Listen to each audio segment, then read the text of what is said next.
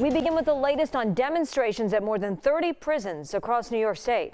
Right now, National Guard members are being deployed to assist at those prisons. Take a look at this video from Albany International Airport. Several military helicopters were spotted taking off.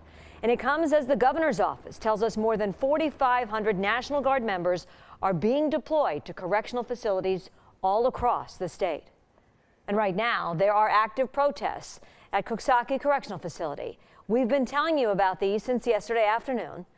There are retired corrections officers taking part, supporters and current COs taking part in the protests as well. News 10 ABC's Zion Dakota is there live right now. Zion, what can you tell us about this? Christina, good afternoon to you. It is cold. It is freezing cold here outside the Coxsackie Correctional Facility in Greene County, but that has not deterred the estimated hundreds of demonstrators who are out here and want their demands to be known. Take a live look at the activity behind me. I can smell the strong scent of propane and burning wood. That's how they're keeping warm for their round-the-clock protests. The top complaints from the men and women out here include long working hours due to low staffing, safety and discipline issues inside of state prisons. They're also asking for a peel back of the HALT Act, which limits the use of solitary confinement. COs here say that the act gives prisoners no incentive to behave. Currently working correction officers say they're afraid to speak because of what they believe will be retaliation, but many retired correctional officers spoke with us today, including Ed Ventry. Conditions have deteriorated to a point that none of this would have been imaginable 10 years ago. Men standing out here, women in the freezing cold because of what's going on inside those facilities.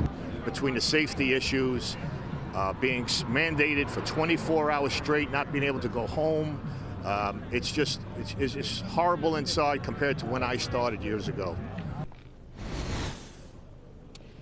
And workers tell me they will be out here as long as it takes to reach a deal with the state and the governor's office. Now, as for the National Guard, I have not seen them out here yet.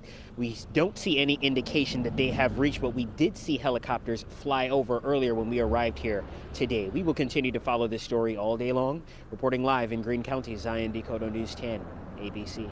We appreciate the report, Zion. Thank you. Meanwhile, Governor Hochul responding to the concerns, saying a fair contract for correction officers was already negotiated last March.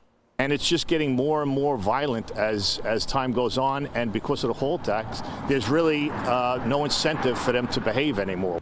I understand the incredibly difficult work our correction officers do under challenging circumstances. I have fought alongside their union to improve salaries, benefits, working conditions. There you heard from the governor. According to the Department of Corrections and Community Supervision, there were almost 2,000 assaults on prison staff in 2024 across New York State. And the protests happening in prisons across New York today as an indictment against the correction officers accused of beating and killing Robert Brooks at the Marcy Correctional Facility could be unsealed. Brooks died last December. Body camera footage right here shows Brooks being punched and kicked repeatedly by correction officers while being restrained. Brooks later died at the hospital. Make sure you stay with News 10 ABC as we continue to follow all aspects of the story on air and online.